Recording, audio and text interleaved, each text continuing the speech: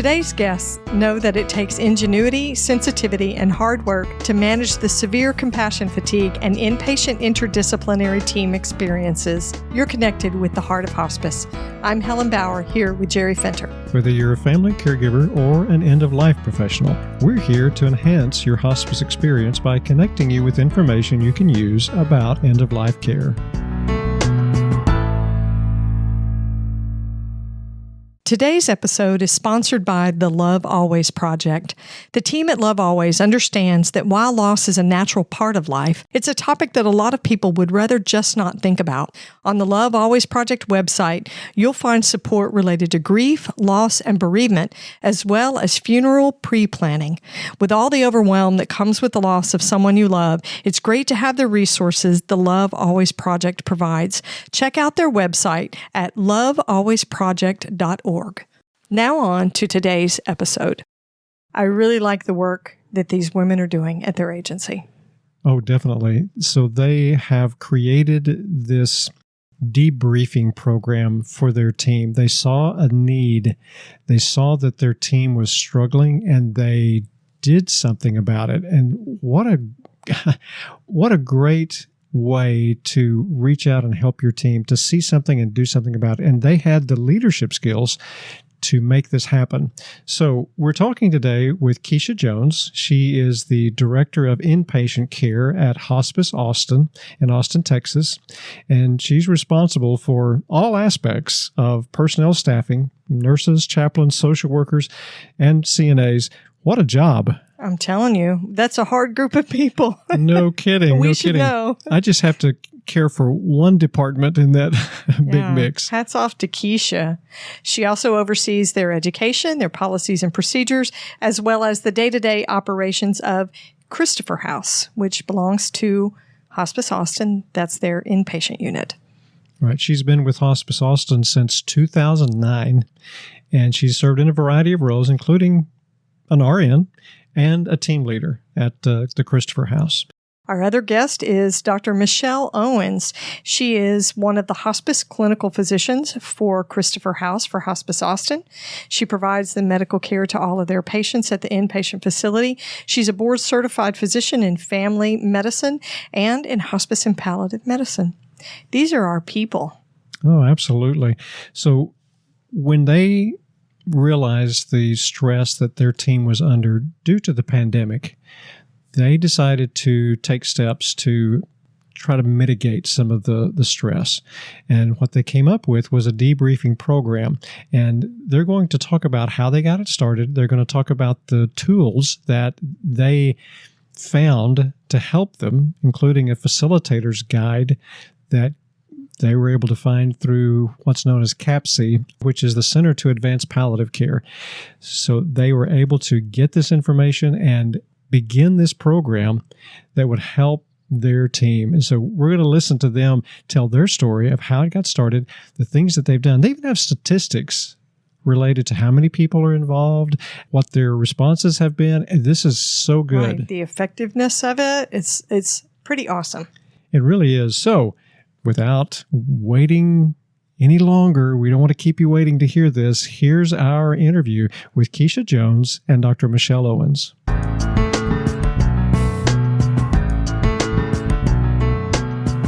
Michelle and Keisha, we are very happy to have you on the Heart of Hospice podcast. Thank you. We're excited to be here. So you have developed something there at Hospice Austin that is really fascinating and really, to me, something that's very needed within our disciplines, all of our disciplines, and all the agencies. So we'd like to learn more about what you're doing.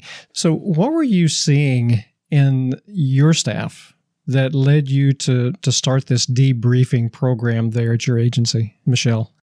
Well, I think that when we started looking into this, it was in spring of 2021. So, we were all kind of coming in the midst of the pandemic, kind of coming off trying to figure out what was going on in the middle of having to navigate restrictive visitation policies, and then also seeing that our census was down, yet we were feeling even more emotionally depleted. And so just feeling a lot of kind of disconnection from the staff, even though we were right there with each other, and also feeling a lot of that moral distress, right? And just feeling helpless, seeing people dying in ways that wasn't okay for us, right? Not what we signed up for, and feeling that there needed to be something more, right? We were all just kind of reeling for some type of connection. And so kind of in the middle of all of that, I had also had the opportunity to start this leading physician well-being program, where it was myself and 99 other family physicians that were coming together and all feeling the same way, right? Everybody was kind of feeling a little crispy, feeling unsupported, feeling disconnected. And so I think having that forum of support and validation that these feelings were not abnormal was really helpful, and also helped to think about the idea of like, we can try to do something for our own team. It doesn't have to be at an organization level, right? And then it was a perfect storm in essence, looking back on it. Then CAPC, the Center to Advance Palliative Care, had also come out with these well-being debriefings actually in summer 2020. And, I came across them again and came to Keisha and said, hey, what do you think about this? Right. And so the concept of these well-being debriefings are, to kind of have a safe space where you can bring your team together and talk about how people are doing, right, and what their wellness is. So, Keisha, kind of give us your perspective. As the director of nurses there at the inpatient unit, tell us what you were seeing. Yeah, so I definitely piggyback off what Dr. Owens was saying. We were dealing with a lot of moral distress. I started to see that my nurses were actually getting more involved in things that they wouldn't normally get involved in because they were just very overwhelmed with our pandemic, the workloads, the grief of not being able to have families be with patients. There was just a high level of burnout. We had a lot of staff turnover. We were barely hanging on to people. And I noticed that people were just kind of picking themselves off and dusting themselves off, thinking that that was going to be the fix, right? But they were really holding on to all these feelings. And then the smallest thing happened and they would just lose it and blow up. And they didn't have what felt like was a safe space to be able to express how they were feeling. It was a lot of hurry up and let's just do, on to the next patient, on to the next situation. And after Dr. Owens talked to me about it and we went through kind of a COVID debriefing kind of thing, it was just kind of feeling like, I think the COVID debriefing happened afterwards, but it was just the feeling of everyone here needed a safe space to talk about what was weighing them down. And being able to talk about it was more beneficial than just walking out, because they were going to have the same feeling anywhere they went because they were carrying it with them from job to job. So that to me as a nurse is incredible. You guys were looking at these professionals and saying, we don't just want you to function well here, we want you to function well. And I think that makes such a difference. Keisha, when you say that they were getting into things that they wouldn't typically get into, were they having trouble with professional boundaries or engaging more with the patients and the suffering because the families weren't there and they felt like they needed to be at the bedside? What was it that they were getting into? Yeah, I believe that was what was happening because patients didn't have a lot of families there with them. And so they were talking about things and asking things, and our census was a little bit lower. And so because it was lower, they had a lot more time to be fixated on the patient's emotional needs, right? Mm-hmm. And as a nurse, we try to be task-oriented and take care of the patients and deal with any kind of psychosocial issues, but not to the point that we then allowed ourselves to be in that patient's role. And that's what was happening. And so there are things that patients would normally ask us to do that we wouldn't necessarily do. Not anything that wasn't safe. It's just spending more time with the patient allows you to be more emotionally connected with the patient. And if you're already having your own set of grief about what's happening on your work side and you're emotionally throwing yourself into the patient's role, you have all those emotions and you don't know how to put those away, right? You can't just put the task down. You then carry it with you when you leave here. And it's not a good balance for your home life. Absolutely. Right. So you saw all of these things happening to your staff, and from what you've explained already, you made the decision to do something about it. So tell us more about the program that you initiated. Give us some of the details about this, Michelle. And I wanted to add one more thing too, that not only did we see it in our staff, but we felt it in ourselves, right? As a physician who was used to seeing sometimes 14 patients in a day, right before the pandemic hit, I was in my 3rd trimester of pregnancy and I was seeing 14 patients a day. And I was feeling more exhausted seeing 3 patients in a day post-pandemic than I was pre-pandemic and pregnant. And so that, I think, was a really big light bulb of wow, right? Like we are so emotionally depleted and our emotional well-being was not okay. And so this came from a space of not only wanting to help our staff, but trying to figure out what we could do to help each other as well. I just think that's important to say that, our staff was not alone in those feelings. And so kind of a little bit more about the debriefing process. So, fortunately, the CAPC had come up with these well-being debriefings. And so they even had a facilitator manual. And so Keisha and I sat down, kind of looked over it. And the premise behind it is that you're basically trying to create a psychologically safe space for people to come together. It's usually done in an hour format, and we were doing it virtually because of the pandemic and wanting to be safe with social distancing. And, you have 2 facilitators that are really there to just ensure that the environment is safe, that there's kind of some ground rules. We refer to them a little bit like Vegas rules, right? What happens in the debriefing stays in the debriefing. Everyone is on an equal footing, right? Regardless if you're a physician, CNA, volunteer, C-suite, everybody there is a human being and we will talk to each other with dignity and respect. It's not a place for, complaining or airing grievances. It's not a formal support group, but rather it can be ran as either an open topic debriefing to where you're really just coming together and asking a question such as, how is everybody doing, right? With the Ukrainian war happening, how do you feel about that, right? Just kind of talking about real life and checking in with people. There's also topic-focused debriefings, which we've probably done more of those kind of with the open topic kind of peppered in, but the topic focused are more so, if we've been feeling something or kind of boots on the ground, seeing that we've had a lot of distress or just more emotions around, some difficult cases, or when we had change in our organization at the C-suite level, kind of naming that and talking about it. And so we've been able to tailor them each month based upon what we're feeling and we're hearing and we're seeing within our staff. And then the final type of debriefing you can do is what's called an ethics debriefing, more of an acute debriefing, something that would be after there's been a hard case. So usually a debriefing you'd have within 24 to 48 hours. And we've done that 1 or 2 times when we've had just a really hard patient or family case, pediatric death, something like that has brought up a lot of emotions for staff. And again, we do this in a Zoom virtual format for 1 hour once a month.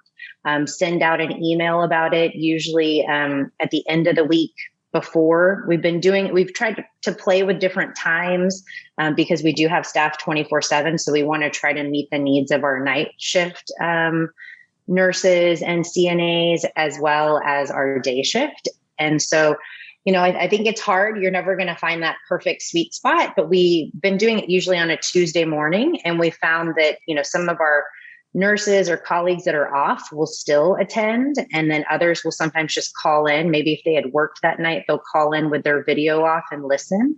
And so it's been able to meet those needs of the staff where they are. So you guys are doing the debriefings via Zoom or virtually? Yes. And still have. We've been doing it now for a year. Awesome. It gives everybody access. I like that. So Keisha, who are the facilitators that you normally use? Is it you and Dr. Owens that are the facilitators? Yeah, so right now, Dr. Owens and I are the ones that facilitate for our organization. We've had a couple meetings and talked to different teams about identifying the people that they think would be good facilitators. And when we decide to roll that out with them, there'll be people that spend some time with Dr. Owens and I. We want to be able to make sure that we pick the right facilitators. The thing about people seeing our debriefings is that Dr. Owens and I tend to piggyback off each other very well. We know how to lead the conversation, especially in those awkward silences, because people are still just kind of dealing with their feelings. There are certain words that you say to people that make people have a pause, right? And so those pauses are good, but we kind of help move that conversation along. And so we want to make sure that we find facilitators that can do that, that don't feel emotionally engaged in talking about the I's in the conversations, or what they'll do. It's just true facilitating and just moving the conversation along and allowing people to have open communication. Yeah, I'm sure the right facilitator is a very important part of running these groups. So, Keisha, what kind of responses have you seen so far? What changes have you seen in the staff since this has been implemented? It's so exciting. That's the exciting part to me, is to talk about the changes that we've seen in people. Every time we do a debriefing, I think Dr. Owens and I are able to debrief afterwards, and our debriefing comes from the elation of our team to say, I'm so glad I heard that today, because that's how I was feeling. And even if they can't voice it, someone else has voiced it, and they feel like it's been beneficial to them.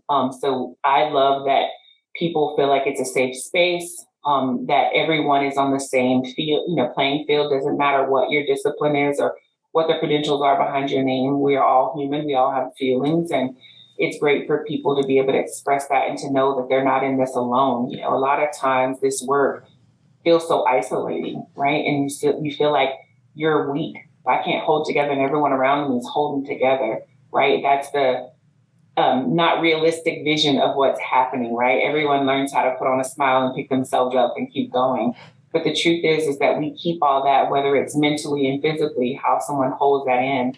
And just seeing that people look forward to the debriefings and are able to come on and say, you know what, I can just hang in here one more day, because tomorrow I'm going to be able to say how I feel, or someone's going to say it for me. So I really see the benefits. I think for our nurses specifically, it's opened the door for them to have better communication with each other. They're more sympathetic to each other's feelings, and the empathy comes from being in the debriefings and knowing that, there's been tears in the debriefing, there's been silence in the debriefing, and all those things speak volumes to us.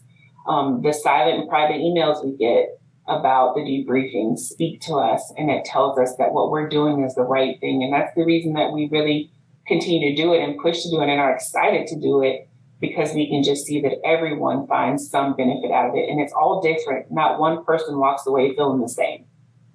And we even did a little bit of data collection in the beginning, just to kind of see how it was received, and to also be able to get anonymous feedback so we could tailor the debriefings to meet our staff's needs. And I think that's something that Keisha and I have talked about a lot between each other, that, self-care in general is not one size fits all, and same thing for kind of team care. And so, we've been very successful in doing these well-being debriefings for our team, but that doesn't mean that if somebody else were to pick it up and put it in their unit, it would be the exact same. It would come across the same way. And so I think the important thing is knowing your team and then making adjustments based upon how it's going to best fill their cup and not deplete it further. And so we have done some data collection, and, we were averaging around 9 to 10 participants per debriefing. And we have a staff of how many? A little over 30? Yeah, we have a little over 30. Now.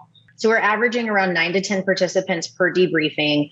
And we had asked people to identify how attending the debriefing had improved their overall emotional well-being from like a 0 to 10 Likert scale.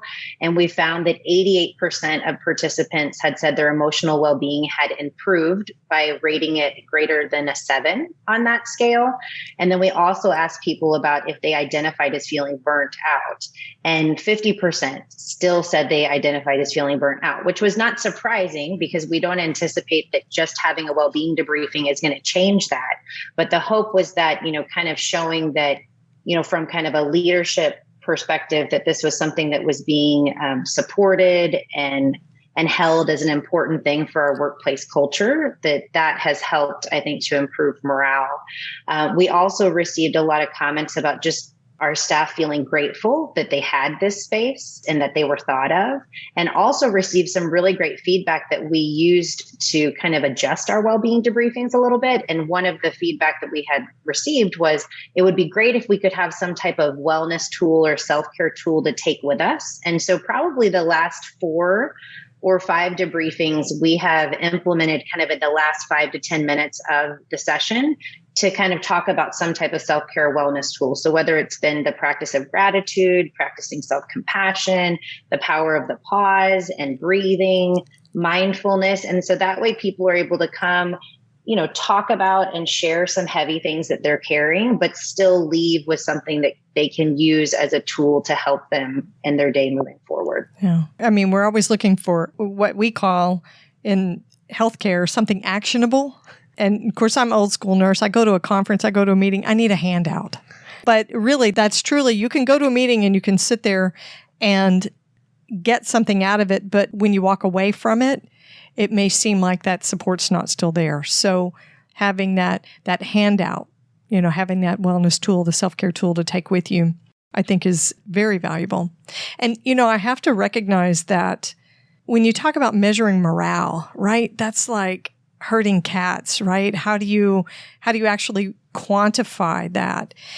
But the fact that your organization brought this in and started it yourselves, it's internal, it's being conducted by people who, it's like, is it State Farm? We know a few things because we've seen a few things. And farmers. Yeah, farmers. Yeah, we know a few things because we've seen a few things. You're experiencing the same things yourselves. You understand what it's like. So it's not like an outsider's perspective. And I think that makes a difference when it comes to a facilitator. As a team member, I think that adds value for your employees to know that they care enough about us to invest in us with this. I think that's important. But the truth of that is that a lot of directives always come down from the top. And so for a lot of staff, they never get to have interaction from people who we call are in the C-suite or our upper level senior leadership team, right? They get the emails, they see them pop by, but it just is more meaningful when it comes from people who are boots on the ground in your face and see what you're going through. And it helps them to feel like I've been recognized. You understand. You're not just telling me to do stuff. You're feeling. And that's the key. It's feeling what we're going through, understanding the things that we need to help us get through. And I've even had to stop team members before, whether it be physicians or nurses, to say, hey, how are you doing right now? Right? Because the right now needs to be discussed so that you can move on. Because if you don't move on and you have a difficult situation, a death, a circumstance, a bad conversation with a family in one room, and you just pop over to another room, where did you leave that, right? You're carrying that same energy with you into the next room. And when someone says something that you would otherwise have a pause to be able to have a more clear conversation, the back of your mind is still on that last interaction you just had. Do you find that one discipline more than another participates in the debriefings? Or there's probably more nurses, but I think that's just from sheer volume too, right? If you look at how many we have. But I mean, we've had chaplains, social work, nurses, CNAs, our unit clerks. And then even we've had C-suite, we had our COO come to a few of them. We've had our medical director come. And I think that was something that, to be honest, I was a little worried about at first of how it was going to kind of affect the psychological safety of the group. But it was incredibly impactful because I think, our staff felt seen, right? They felt, wow, okay, like the C-suite, the directors care enough about us to come and see how we're doing. And they were able to be vulnerable enough that then our, administrators and people in higher positions were able to get more of a pulse of what's actually going on, boots on the ground. And so it was really powerful. There was a study a few years ago that was done with a group of aides, CNAs, about how they felt about managing their grief with self-care and how they dealt with it according to the pace of their job and their responsibilities. And the things that they said were things like, we didn't get the training. We don't have education about how to manage our own grief, our own compassion fatigue. We go from patient to patient to patient. We see more patients more intimately, more frequently than any other discipline. And we no sooner lose a patient to a death than we get an assignment for a new patient. There's no time. Keisha, like you said, where do you leave that? The compassion fatigue and the emotions attached to that patient's death. And sometimes these are patients we've had for a very long time. And you do become attached and engaged inside their care, which is appropriate and good, right? That's a healthy way to take care of our patient. patience. It's compassionate. But then you lose Mrs. Jones, and then an hour later you get somebody else, and you're expected to just continue to move through that. The study showed that aides struggle with that, and they recognized it in themselves. It's just a click, click, click through the day without regarding that kind of compassion fatigue and the burnout that occurs with that. So I love it that your aides are engaged in it too. Very good. That's one of the things that in life we don't do well with. And I've had to learn this during the pandemic, is that the word self-care is a term that people run from, right? So you're like, oh, it's just another job. It's just another task. How you care for someone else, they can rattle that on and they have so much compassion for others. But when it comes to your own self, we're so hard on ourselves. We allow ourselves to be put down mentally in our minds because we're never, perfect, right? Which none of us aspire to be perfect, and we don't have that expectation for other people, but for ourselves, we do that. And so self-care is something that people with all the highest level of education still don't get. So people are not trained to do self-care. You only learn to do self-care by investing in yourself and having people help you invest in yourself. And I think with our debriefings, we offer up tools to be able to help people with that, because change and self-care are two words that give people a lot of silence because they don't really know what to say. Right. I'm impressed by what you said. That's really, really good, insightful information. So thank you for sharing that. I think sometimes self-care feels like pressure. Mm-hmm. When you're overworked and you're busy and you're exhausted emotionally and physically, it's just something else you have to do. Now, I would do it for my kids or my parents or even my coworker. But my God, I'm not going to make time for myself like that. It's just another task you have to check off the list. Right. It's like another thing to add to that, your proverbial plate that's already like just overflowing. But, I do think that modeling it, and I think I can speak for Keisha and myself in saying that just modeling it for staff has made us better to do it for ourselves. And I've also, I have two little ones, age 2 and almost 4. And I think they are oftentimes my why, right? Like why I do things and why I want to be better. And so also learning that they're at such an impressionable age now too, that if mama's running around crazy and not taking care of herself and not breathing and not doing those things, then they're not going to learn how to do it. So I think that just the whole idea now of taking it on and thinking, okay, well, if I do it for myself, it will show others that this is what this is okay. And this is what we should be doing in order to stay in our field, right? It's not going to be sustainable to do this hard, emotionally depleting, but incredibly needed and necessary and impactful work if we're not taking care of ourselves, right? We can't continue to take care of others from an empty cup. It's a little bit like having an accountability partner, but it's passive accountability, right? Accountability to your coworkers, your team, your colleagues, your employees, if you're a lead on the team. Yeah, I never thought about it that way, but there's a little bit of accountability. There's a little bit of pressure there. I can feel it, but I think that could be a good thing. We're pretty active, I think, in our accountability sometimes, especially with like being off email when we're not working and answering emails or things like that. We'll kind of send each other a little text that said, you're off today. Why are you reading this? Right. And so it's good. It's kind of how you have like a workout partner or something like that. A self-care partner is just as important. That is so good. I often say that it's not very popular, so I'm going to say something that is not a popular opinion, but sometimes self-care is as simple as saying no. Yes, that's very true. good. The Love Always Project is a grassroots movement created to encourage people to pre-plan and pay for their funeral as the ultimate act of love for those they will leave behind. Many people don't know they can plan their funeral in advance, but most people who do know they can pre-plan simply choose not to act on the opportunity. The Love Always Project knows there are benefits to completing funeral pre-planning, such as minimizing pain for your loved ones during what can be a difficult time of grief and mourning, and leaving a final connection with those you love that can mean so much. By promoting discussion about end-of-life issues and providing expert information, Love Always helps people design a better farewell. Funeral pre-planning and funding can reduce financial and emotional stress on your loved ones, giving them time to grieve, and giving you peace of mind knowing your wishes will be carried out. Follow the Love Always Project on Facebook and Instagram, and check out the Love Always Project forum page to find a space to share and learn about the many aspects of end-of-life issues. Visit lovealwaysproject.org to find the support and resources for funeral pre-planning that you need. Hey, this is Jerry and Helen from the Heart of Hospice. We're about to start Season 7 of the podcast, and we want to let you know there are some changes coming. First, the weekly Heartbeat episodes will be temporarily suspended. That makes me sad. I know. But we will be publishing our longer episodes featuring industry experts every week beginning August 5th.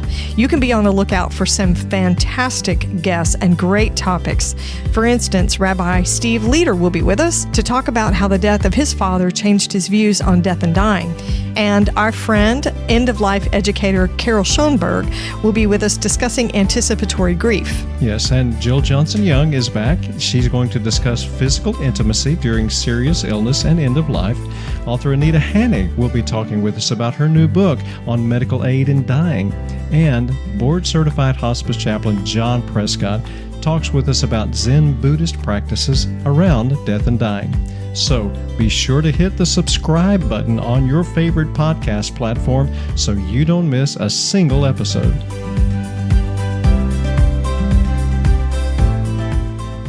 So as the program is developed, you mentioned earlier, Michelle, that you made some changes to the program. So what were some of the changes that you made that you felt like needed to be made so that it would improve the program? I think the biggest changes we've made are, kind of adding in that self-care tool at the end. And then again, we've tried to play times to see what worked best for staff. And we ultimately came back to kind of these Tuesday mornings around 8:30 to 9:30.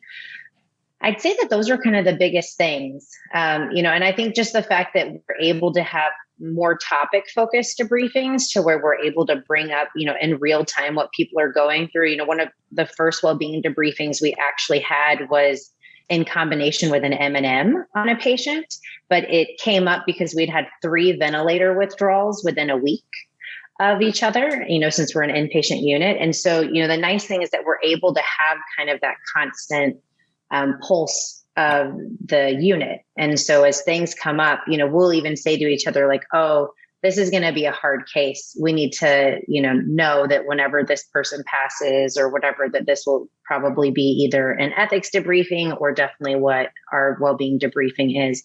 And all that to say too, we've had months where we've had more than one well-being debriefing. Like if we had a well-being debriefing scheduled and then we needed to do more of kind of an ethical, a quicker one for a particular case, we've been able to do that.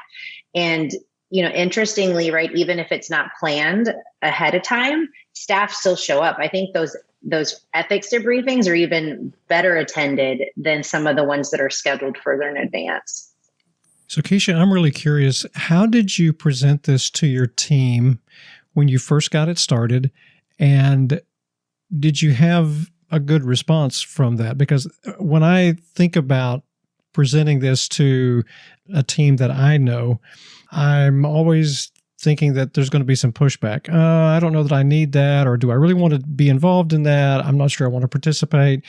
Yet your participation has been good. So I'm curious, how did you present it to your team? I think our excitement is what made people want to be involved. We didn't give a lot of information when we sent the debriefing out. We talked about it. We sent that out to people. We invited people. And I think the curiosity of what we were doing, because it was something new, that made them excited to want to join in. And so going forward, what we've done to engage people is that we've come up with, Dr. Owens and I spend a lot of time coming up with topics to engage people, because we come up with what the debriefing is about that leads them in. We don't necessarily say what particular situation brought us to that topic, but we come up with topics to kind of spark their curiosity, and then they join from there. I don't know, Dr. Owens, do you agree with that? No, for sure. I think sometimes that's what we enjoy, because, we don't get to take part in the debriefing itself since we're facilitating. And so all of our debriefing is with each other, right? Because we have to have those good boundaries when we're co-facilitating. And so we spend time beforehand coming up with a topic idea. And I think one of the things we've enjoyed the most is trying to come up with kind of kitschy or, like names that draw people in. So we had one that was like, check yourself before you wreck yourself, and then find like some type of funny meme. I think we found one with like Zach Galifianakis on it. And so then we'll send that in the email with the Zoom link. And so I think that kind of draws people in too. And then, we also come up with different questions for the topic focus groups, especially so that we already have that kind of planned ahead of time. And sometimes we only have to, start with our first question, and then kind of the group will take it on their own. And then other times we'll have other questions, to kind of lead people to discussion. And then we kind of have that self-care tool. But yeah, I think people have just enjoyed coming. And I think modeling too, that, as the full-time physician who's there, and as Keisha as the director, being there and showing up ourselves, the fact that we're doing it, I think shows people how important we think it is, and they feel comfortable. We just have such a really close team, and this, I think, has just helped to bring us closer. What long-term benefits do you think your debriefing program is going to provide? You've been doing this for a while now, but in hospice, we're having to think about long-term retention of our staff, and not just at our agencies, but inside the profession as we have people that are leaving. What kind of long-term benefits do you see? How about you, for us Keisha? as an organization, I think the long-term benefits would be to branch this out throughout our organization and being able to reach people who otherwise feel like they're not heard or they're not felt. Christopher House is just a unique place because we are more of an intimate facility. We are a lot closer, and we're right here. In our organization, we have a lot of home team staff who don't really get to interact with each other much. And, for me, personally, I'd like to see this venture out so that those people still feel like they have a safe space to be able to go to, and they will make time for that space. The problem is within healthcare is that we always say we never have time. I don't have time to do this. I can't do that. But the truth is that we have to make time for things that benefit us, so that we can continue to do the work that we do. If we don't stop to take that time to fill our cup and make sure that we have what we need to be able to move on, then we're going to keep seeing staff leave. And that's across all the gamut of healthcare that's happening everywhere from hospital to hospital. And I tell people, be careful the door you walk out of and the one you run into. Because when you run into that door and it closes, you may not be able to get out as quickly as you walked out of the other door. So, things are not always better in different places, especially if you're taking that baggage with you to a new place. So for us, I think the long haul would be to be able to see debriefings done throughout our organization and also throughout other companies and organizations, and your well-being and your wellness is at the forefront of what's happening with your work, because you cannot do a good job, whether you're a nurse or a physician, can't do a good job if you're checking somebody out at the grocery store. If you're overwhelmed and you're overworked and you go to check somebody out and you put their bags in, and the first time they say, oh, that's not what I wanted, and you lose it, your well-being is not really good. We need to figure that out. That's what I would like to see for long haul. Yeah. I think that scalability is one of the things that makes this particular intervention really nice, because you could literally take it and do it in an ICU, or do it in a residency, or do it in a hospice unit, or do it for a home team, especially because you can do it virtually. Really the opportunities are endless. And I think, as Keisha said, right, I think organizations now are seeing this great resignation, or I think a better word for it is really a great reprioritization. And so people are realizing what they need. And the organizations that are going to be successful in retention and recruitment are going to be the ones that realize, okay, in healthcare, and especially in hospice and palliative medicine, we do really hard things every day. That's what we signed up for. And so we've got to make sure that we're integrating wellness and well-being within our organizational foundation and our culture. And so the hope is that, we've been able to model this, that our organization, has been supportive, and that we're able to kind of bring it to, other aspects, other arms. And then, hopefully with the help of y'all, even having us on this podcast, letting other organizations know that it's really important and it can be done. And it's not something that is going to gaslight you or deplete your cup. We actually feel so much better being able to do this work together and really being able to support our colleagues. And this program, doing the debriefing like this, could be done at whatever kind of agency you have, whether it's large or small, because the cost of it, if you have a Zoom account, right, you can do it that way. You can do Google Meets, whatever you've been using for IDT. If you were meeting virtually, you can use it for a debriefing. One thing that occurs to me is you were talking about the home team being able to use the debriefing as well as the inpatient team. There are different challenges that come with coordinating debriefings for both of those groups, because a home team, for our listeners, these are people who are going out into the community. They may see each other for 30 minutes first thing in the morning, but they may not see each other at all.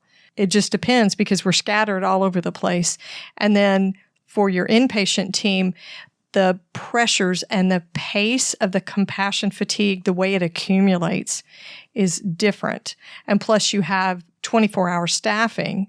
So like you were referring to that before, how do you get people to participate when they're off or when they're when they're off shift? I think there's some different challenges, but the fact that you are modeling this for other agencies, I think is amazing. Amazing. And so that's really what we hope. When we met you guys at the conference, the Texas New Mexico Hospice Organization conference, that was our first thought. If we can put this topic out there and let these women talk about what they're doing at their agency so that any other hospice professionals that are listening could maybe think about starting one for their site. So valuable and timely these days. So, Michelle, if some of our listeners are in a position in their agency to facilitate something like this, to actually begin something like this, how can they get in touch with you? Would it be okay if they got in touch with you to ask, some questions to you and Keisha? Oh, for sure. Yeah, I think we would be happy to help, answer any questions and help organizations that are interested get it off the ground. I mean, it's literally an hour a month. And if we can't take an hour a month to support each other, then there are a lot of other questions that we need to be asking ourselves. But yeah, we'd be happy to chat with anybody further about it. That's okay. Awesome. Yes, thank you. So, we're going to get personal with you guys now. It's just us and of course all of our listeners, but a very intimate small group. Right. So, from these debriefings that you've been having, what has been the personal benefit that you feel like you have received from this? So, Michelle, why don't you go first? Oh, man, I thought you were going to ask Keisha to go first. Now the pressure's on. The pressure's on. And the personal benefits. I mean, again, I think validation in these times of just uncertainty and helplessness and witnessing things that we never thought we'd ever see in our lifetime, I think has been so cathartic, right? Sharing just the same experiences and the fact that we're all having a hard time. And I think as a physician, in medical school and residency and training, we don't really ever talk about these things, right? We don't have time for it. And so being able to be vulnerable with staff and letting staff see that I have feelings too, right? I think has been really cathartic.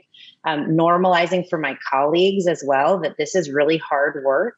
And, it's okay if you have a day that you're just exhausted, right? Like we all have those days. And this is how we can try to have less of those exhausting days and more days that are sustainable. So I think just kind of that connection that we've all were really feeling a loss of during the pandemic has been really wonderful.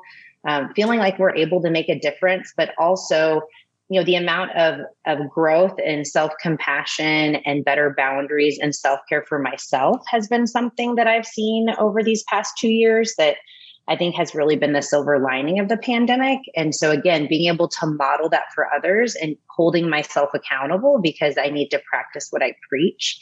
In other words, I think has been incredibly fulfilling and just, magical in a way over these past few years. Okay, Keisha, that's your turn.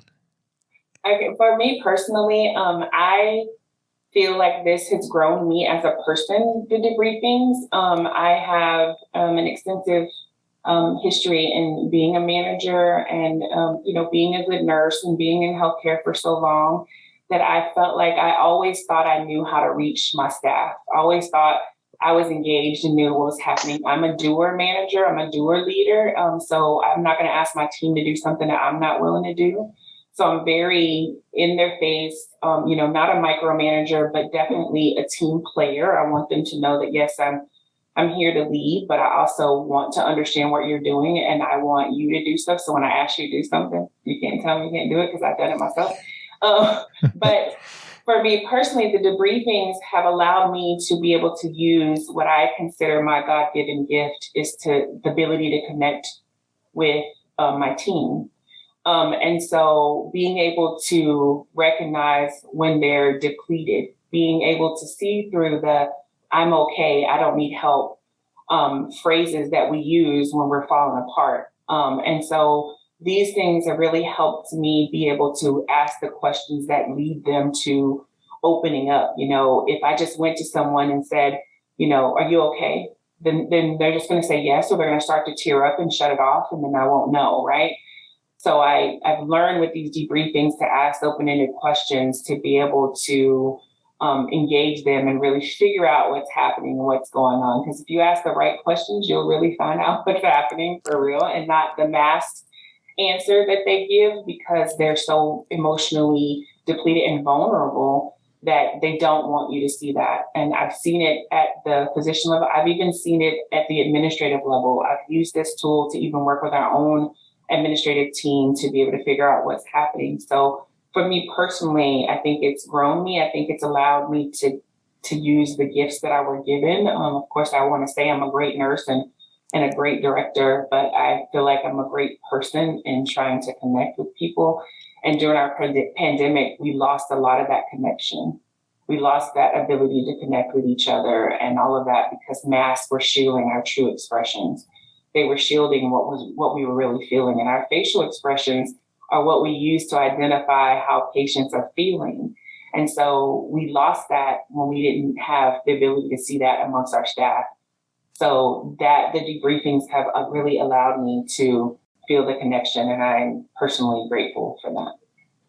Personal growth, professional growth, team growth. That's an amazing benefit of this program. So many good things there. So any tips that you might give to an agency that wants to start a program like this? I would say read the room, know your people, right? The way Dr. Owens and I do it, we do it because it works for us. We also are great communicators with each other, and we don't always agree with how we do it, right? But we are such strong professionals and so, I say spiritually connected, that we're able to be able to have the discussions and talk about it and grow with each other. And you got to make sure you find facilitators that are okay with asking the hard questions and talking to each other and talking it out and doing what's best for the team that you support or the organization you represent so that you can set yourselves up for success. Because if you're successful as facilitators, then your debriefings will really be successful. It starts with the people that are delivering the messaging and telling the story. Absolutely. I think that, it's so important. People cannot be voluntold to do this. You can't find people that are barely hanging on as is and say, oh, hey, by the way, I want you to lead these debriefings for your team, because then they're not going to go well. And it's going to turn into a complaint session and a support group and all of the things it's not supposed to be. And so making sure that you're finding people that ideally have some decent self-care practices of their own and are good with boundaries and good with having these conversations and not taking things personally and being able to kind of gracefully move the conversation, because there's a lot of finesse that goes into it because you are working with these people right after you get off the debriefing usually, right? So, it just has to feel comfortable for the people leading it. And like Keisha said, I think one of the biggest things that we've learned is that go where your energy is welcomed, right? So if there's only Maybe it's just one home team that's open to doing it, or maybe it is the inpatient unit, or it's your nursing home staff, right? Go where there seems to be really a palpable need for it and people are going to be open to it. Because if it feels like gaslighting, like adding something else onto their plate, then it's not going to be as impactful. But if you can go where your energy is welcomed and it takes off the way it has for us, other people will see that and then they will get curious. And then they'll be like, wait a second, what are y'all doing that we're not doing? Because your people seem to be happier. And that's really the best way that it can grow and kind of transform and get scaled throughout the organization and throughout the field. So in the show notes, I'd like to be able to link people back to the organization and the program that you initially started with. Can you share that with our listeners now? So it's the Center to Advance Palliative Care. If you just Google CAPC, CAPC, well-being debriefings, it'll come up. So CAPC is an organization that you have to be a member of, but I do believe that the well-being debriefings are on there even for people who are non-members. But if you Google that, and then I'm happy to share with y'all, a link as well. Awesome. We'll put all that in the show notes. Absolutely. So Keisha and Michelle, thank you for taking the time today to spend this with us and share what you're doing, because I just truly believe that there are a lot of providers out there who need this kind of debriefing for themselves. They need it. They need it for the accountability. They need it for their mental, emotional, spiritual well-being. And what you have already put in place for your agency is something that obviously, even through the analytics that you have done, the research that you've done just within your own agency proves that this is helpful. So thank you for taking the time to share this with our listeners. And we just hope that you'll continue to be in touch with us and continue to share with us any new information that you have as things progress. Absolutely. Thank you so much for having us. Yes, thank you for this opportunity.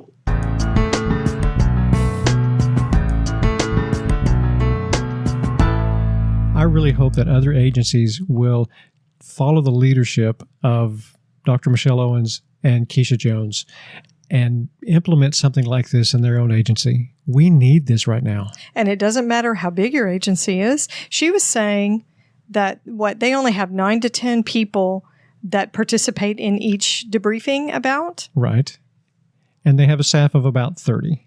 Right. So a third of their staff each time, which I would think for a group like this, a smaller group is better. You wouldn't necessarily want all 30 of your employees on at the same time.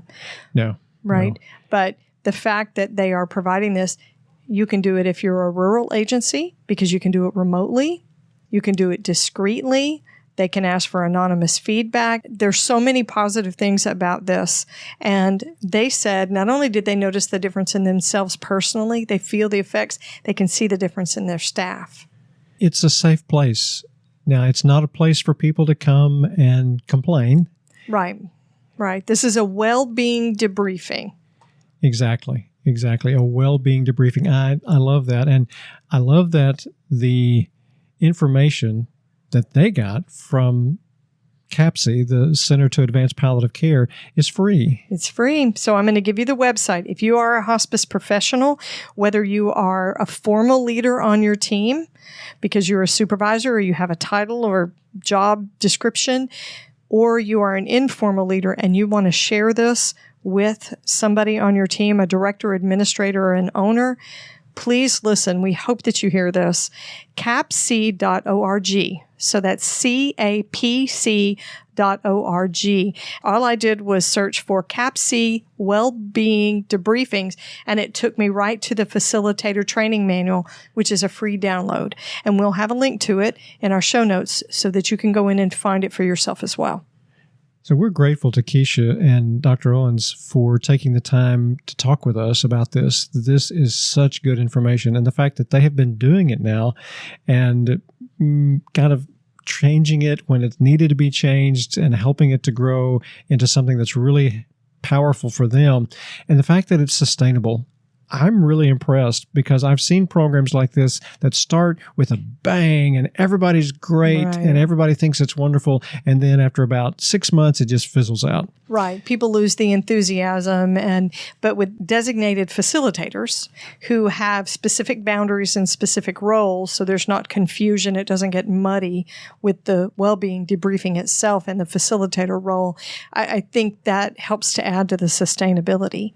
So I would say, and I hope Keisha and Michelle, you're listening to this, we want to tell you that not only do we recognize that you are leaders and modeling this healthy well-being, self-care, debriefing inside your own agency, you are now modeling it for other hospice agencies. And we love that.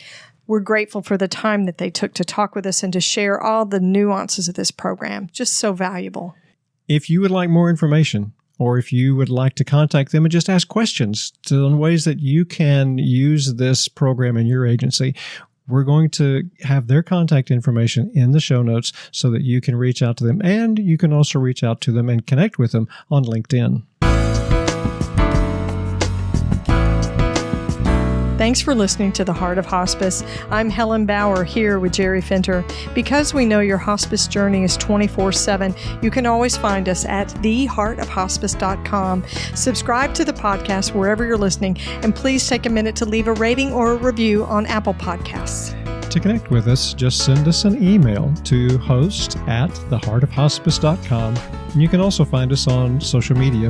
And remember, no matter who you are or where you are in your hospice journey, you are the heart of hospice.